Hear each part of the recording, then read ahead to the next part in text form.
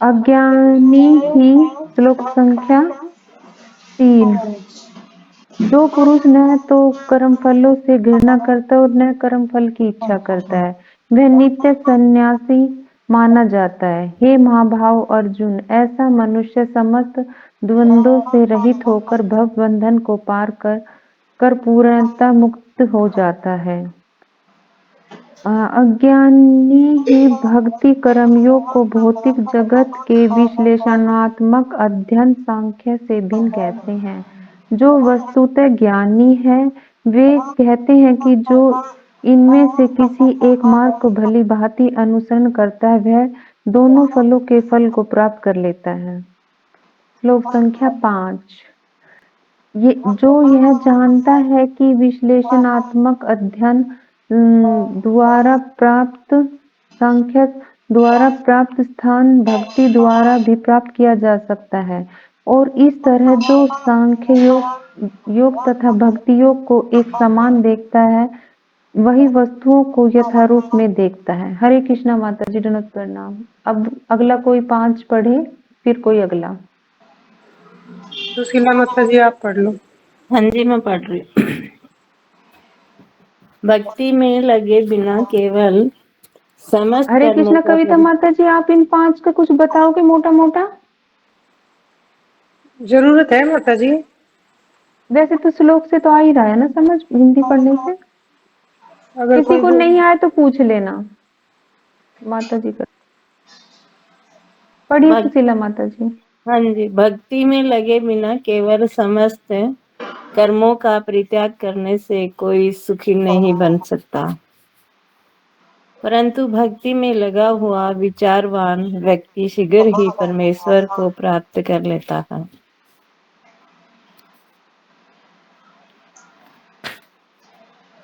श्लोक 7। जो भक्ति भाव से कर्म करता है, जो विशुद्ध आत्मा है और अपने मन तथा इंद्रियों को वश में रखता है, वह सबको प्रिय होता है और सभी लोग उससे प्रिय होते हैं। ऐसा व्यक्ति कर्म करता हुआ भी कभी नहीं बनता। श्लोक 7 और 8। 8 और 9। 8 और 9 ही तो आएगा माता जी इसके बाद, हाँ, 7 के बाद। दिव्य भावना अमृत युक्त पुरुष देखते, सुनते, स्पर्श करते, सूंघते, खाते, चलते फिरते, सोते और सांस लेते हुए भी अपने अंतर में सदैव यही जानता रहता है कि वास्तव में वह कुछ भी नहीं करता। बोलते, त्यागते, ग्रहण करते और आंखें खोलते बंद करते हुए भी वह यह जानता रहता है कि भौतिक इंद्रियां अपने अपने विषयों में प्रवृत्त हैं और वह इन सब से पृथक है, यानी अलग है। जो व्यक्ति कर्म फलों को परमेश्वर को समर्पित करके आसक्ति रहित होकर अपना कर्म करता है, वह पाप कर्मों से उसी प्रकार अप्रभावित रहता है जिस प्रकार कमल पत्र जल से स्पर्श रहता है। हरे कृष्णा माता जी। हो गए 10। हरे कृष्ण माता जी, दंडवत प्रणाम। अभी जो माता जी आप दोनों ने 10 श्लोक पढ़े उनमें जैसे अर्जुन है वो भगवान से पूछ रहे हैं कि भाई आप मेरे को कर्म त्यागने के लिए कहते हैं और भक्ति पूर्वक कर्म करने को कहते हैं, तो इन दोनों में मुझे क्या फर्क है, इनमें दोनों में से लाभप्रद कौन सा है ये मुझे बताइए। तो अर्जुन के ऐसे विचार सुन के ऐसे सुन के भगवान बताते हैं कि भाई जो भक्ति पूर्वक जो भक्ति के साथ जो कर्म कर रहे हैं, जो भगवान के लिए कर्म कर रहे हैं वो ही उत्तम है। अब तक आप हमने अब उठते बैठते सोते जागते सिर्फ भक्ति करते करते साथ भगवान को जप करते खाना है तो भगवान के लिए, कुछ भी अगर कोई भी काम करना है तो सिर्फ भगवान के लिए करना, भक्ति के लिए करना, तो भक्ति पद कर्म ही लाभप्रद है। हरे कृष्ण माता जी। श्लोक संख्या 11। योगी जन आसक्ति रहित होकर शरीर, मन, बुद्धि तथा इंद्रियों के द्वारा भी केवल शुद्धि के लिए ही कर्म करते हैं। निश्चल भक्त शुद्ध शांति प्राप्त करता है, क्योंकि वह समस्त कर्म फल मुझे अर्पित कर देता है। किंतु जो व्यक्ति भगवान से युक्त नहीं है और अपने श्रम का फल कामी है, वह बंध जाता है। जब देहधारी जीव आत्मा अपनी प्रकृति को वश में कर लेता है और मन से समस्त कर्मों का परित्याग कर देता है, वह 9 द्वारों वाले नगर, जो भौतिक शरीर है, में बिना कुछ किए कराए सुख पूर्वक रहता है। शरीर रूपी नगर का स्वामी देहधारी जीव आत्मा न तो कर्म का सृजन करता है, न लोगों को कर्म करने के लिए प्रेरित करता है, न ही कर्म फल की रचना करता है। यह सब तो प्रकृति के गुणों द्वारा ही किया जाता है। परमेश्वर न तो किसी के पापों को ग्रहण करता है, न पुण्य को, किंतु सारे देहधारी जीव उस अज्ञान के कारण मोहग्रस्त रहते हैं, जो उनके वास्तविक ज्ञान को आच्छादित किए रहता है। कोई और पढ़ेगा माता जी? हरे कृष्ण। हरे कृष्णा माता जी, प्रणाम।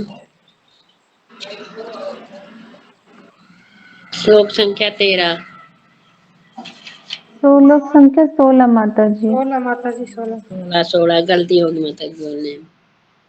किंतु जब कोई उस ज्ञान से प्रबुद्ध होता है जिससे अविद्या का विनाश होता है, जो उसके ज्ञान से सब कुछ उसी तरह प्रकट हो जाता है जैसे दिन में सूर्य से सारी वस्तुएं प्रकाशित हो जाती हैं।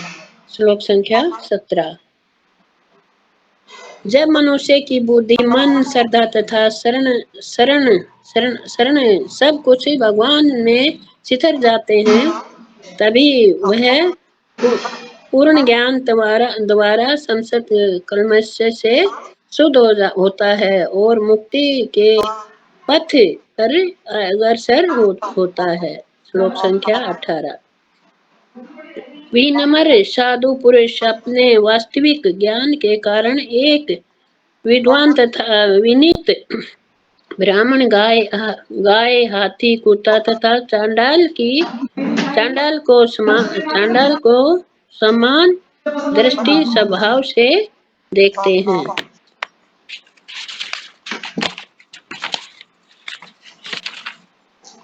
श्लोक संख्या 19। पेज 1 मिनट में। श्लोक संख्या 19।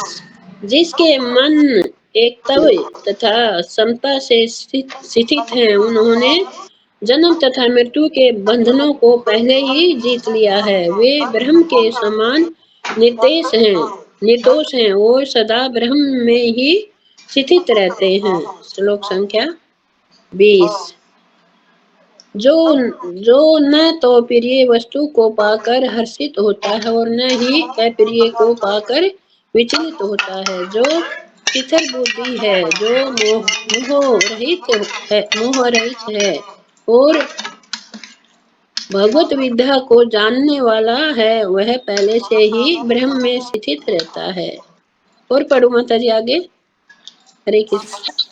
हरे कृष्ण माता जी, धन्यवाद। मैं पढ़ देती हूँ माता जी आपको। हरे कृष्ण माता जी, पढ़ू मैं? जी माता जी, पढ़िए।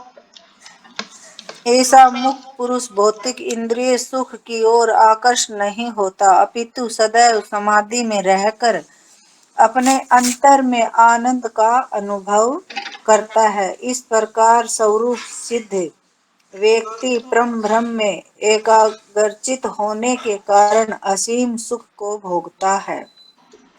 यहाँ भगवान यही बता रहे हैं कि जो कोई भी भौतिक मनुष्य है, वह भौतिक तो वो भौतिकता के अंदर ही आकर्षित होता है, तो वो कभी मुक्त नहीं होगा, वो हमेशा इंद्रिय तृप्ति में ही फंसा रहेगा। और जो पुरुष भगवान के लिए समाधि में रहता है, कृष्ण भावना भावित होता है, तो वो एक दिन जरूर भगवत धाम जाएगा और अपने अंदर के परम ब्रह्म में का दर्शन कर लेगा वो। श्लोक संख्या 22। बुद्धिमान मनुष्य दुख के कारणों में भाग नहीं लेता जो कि भौतिक इंद्रियों के संसर्ग से उत्पन्न होते हैं। बुद्धिमान मनुष्य दुख के कारणों में भाग नहीं लेता जो कि भौतिक इंद्रियों से संसर्ग से उत्पन्न होते हैं। हे कुंती पुत्र, ऐसे भोगों का आदि तथा अंत होता है, अतः चतुर व्यक्ति उनमें आनंद नहीं लेता। यहाँ भगवान यही बता रहे हैं कि जो बुद्धिमान मनुष्य है वह ये जो भौतिक दुख होते हैं और इंद्रिय तृप्ति के लिए होते हैं, उनके अंदर कभी भी उनका सुख भोगने की इच्छा नहीं करता। वो हमेशा, कुंती पुत्र अर्जुन को कह रहे हैं कि वो हमेशा अपने आदि और अंत को देखते हैं। और वो जो ऐसे जो लोग होते हैं जो कृष्ण भावना भावित होते हैं, वो बहुत ही चतुर होते हैं और वो हमेशा कृष्ण भावना भावित में ही होते हैं। श्लोक संख्या 23। यदि इस शरीर को त्यागने के पूर्व कोई मनुष्य इंद्रियों के वेगों को सहन करने तथा इच्छा एवं क्रोध के वेग को रोकने में समर्थ होता है तो वह इस संसार में सुखी रह सकता है। यहाँ यही कह रहे हैं कि जो वेगों को रोक लेता है, जैसे कि माता जी ने एक बार हमें समझाया था, आदि लीला माता जी ने, कि जो इन पांचों इंद्रियों को, वाणी को, क्रोध को और वाचो वाणी, ये सारी चीजें पांचों बताई थी माता जी ने, जो इनके ऊपर कंट्रोल कर लेता है तो वो पूरा विश्व को जीत लेता है। लेकिन ये कंट्रोल में होना बहुत मुश्किल होती है। कृष्ण भावना भावित और जो बहुत आगे तक चला जाता है वो ही कर सकता है, इनके ऊपर वेग को रोक सकता है। एक कृष्ण भावना भावित भी रोक सकता है क्योंकि वह क्रोध पे भी कंट्रोल करता है, खाने पे भी करता है। जैसे कि 5-4 नियम बता रखे हैं तो उनमें धीरे धीरे सारी चीजों के नियम हो जाते हैं, तो वो एक दिन कंट्रोल कर भी लेता है, तो वह सबसे सुखी व्यक्ति होता है संसार में। श्लोक संख्या 24। जो अंत के कारण में सुख का अनुभव करता है, जो कर्मठ है और अंतकरण में ही रमण करता है, जो अंतकरण में सुख का अनुभव करता है, जो कर्मठ है और अंतकरण में ही रमण करता है तथा जिसका लक्ष्य अंतर्मुखी होता है, वह सचमुच पूर्ण योगी है। वह परम ब्रह्मा में मुक्ति पाता है और अंतगत्वा ब्रह्मा को प्राप्त होता है। यहाँ यही बता रहे हैं भगवान अर्जुन को कि जो इंसान अंत, बस सब कुछ, ये पूरा चैप्टर इसका नाम ही कृष्ण भावना भावित कर्म है कि जो भी कर्म करो कृष्ण को साक्षी मान के करो, कि जैसे कि हम कुछ भी काम कर रहे हैं तो वो ही अंतगतवा भगवान को प्राप्त करेगा, परम ब्रह्मा में ब्रह्म को प्राप्त कर लेता है। जैसे कि हम भगवान के वो हैं तो कृष्ण भावना भावित ही मतलब हो गया ब्रह्मा का भी। श्लोक संख्या 25। जो लोग संशय से उत्पन्न होने वाले दैत्य से परे हैं, जिनके मन आत्मा साक्षात्कार में रत हैं, जो समस्त जीवों के कल्याण कार्य करने में सदैव व्यस्त रहते हैं, जो समस्त पापों से रहित हैं, वे ब्रह्मा निर्माण मुक्ति को प्राप्त होते हैं। हरे कृष्णा माता जी। और कोई माता जी कुछ समझा सकती है? कविता माता जी आप, या और कोई माता जी, पूनम माता जी? 4 बचे हुए माता जी, ये भी कर दो आप, कोई नहीं और अच्छा, पढ़ रहा तो। हाँ चलो ठीक है। और कोई पढ़ना चाहता है माता जी? किसी का हैंड रेस नहीं है, ठीक है माता जी, मैं पढ़ती आप हूँ। ही कर दो। ठीक है। जो क्रोध तथा समस्त भौतिक इच्छाओं से रहित है, जो स्वरूप सिद्धि आत्म संयमी है और सिद्धि के लिए निरंतर प्रयास करते हैं, उनकी मुक्ति निकट भविष्य में सुनिश्चित है। यहाँ यही बता रहे हैं इस श्लोक में भी, जो क्रोध पर और सभी भौतिक इच्छाओं से रहित होते हैं, जिनको कोई इच्छा ही नहीं होती कि हमें खाने पीने की या पहनने की या कहीं जाने की, वो इच्छा नहीं होती। उनको सिर्फ यही इच्छा होती है कि वो अपने आप में भगवान के दर्शन करना चाहते हैं। कि जैसे कि हरे कृष्ण महामंत्र का माला करते हैं तो भी वो ऐसे ध्यान में बैठते हैं कि उनको कि अंदर से फील हो कि भगवान मेरे साथ ही बैठे हैं, वो ऐसा वो आत्म संयमी बन जाते हैं। और उनकी मुक्ति भगवान कह रहे हैं कि अर्जुन को बता रहे हैं उनकी निश्चित है, निकट भविष्य में जरूर भी उनकी वो सुनिश्चित हो जाएंगे, निश्चित है उनकी मुक्ति होनी, मोक्ष का होना। श्लोक संख्या 27 और 28। समस्त इंद्रिय विषयों को बाहर करके, दृष्टि को बाहों के मध्य में केंद्रित करके तथा प्राण तथा अपान वायु को नथुनों के भीतर रोक कर और इस तरह मन इंद्रियों तथा बुद्धि को वश में करके जो मोक्ष को लक्ष्य बनाता है वह योगी इच्छा भय तथा क्रोध से रहित हो जाता है। जो निरंतर इस अवस्था में रहता है वह अवश्य ही मुक्त है। यही बता रहे हैं इसमें भी, ये योग के बारे में बता रहे हैं माता जी कि भाई जो योग में बैठता अपनी इंद्रियों को काबू में करता है और अपनी दृष्टि को थोड़ा सा मान लो आंखों को बंद करता है, पूरी तरह खोलता भी नहीं, पूरी तरह बंद भी नहीं करता और थोड़ी थोड़ी खुली रखता है और नथुनों और बुरकुटी माथे के बीच में ही वो ध्यान लगाता है, ऐसे बता रहे हैं। तो इससे मन और इंद्रियां और बुद्धि को वो वश में करके मोक्ष के लक्ष्य को प्राप्त करता है और ऐसी इच्छा योगी करते हैं और जो भय और क्रोध से रहित होते हैं। लेकिन ये सतयुग की वो है। श्लोक संख्या 29।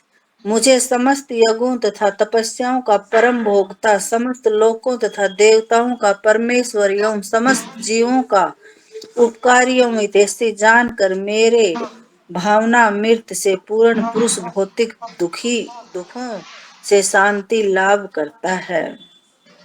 यहाँ भी यही बता रहे माता जी, मेरा पढ़ा हुआ भी नहीं है, कल मैं क्लास में आई नहीं। हरे कृष्णा माता जी।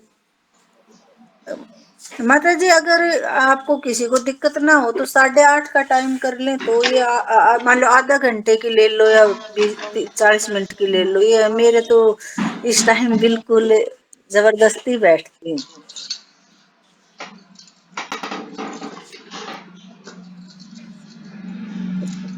हरे कृष्णा माता जी, हाँ जी, सादर हरे कृष्ण प्रणाम। माता जी, प्रणाम माता जी आप सभी को।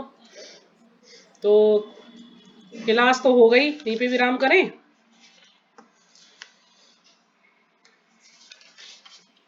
तो कितना ही जल्दी कर लो, समय किचन में चला जाता है सारा, बस टाइम। तो अभी विराम करें कि और आगे कुछ करें?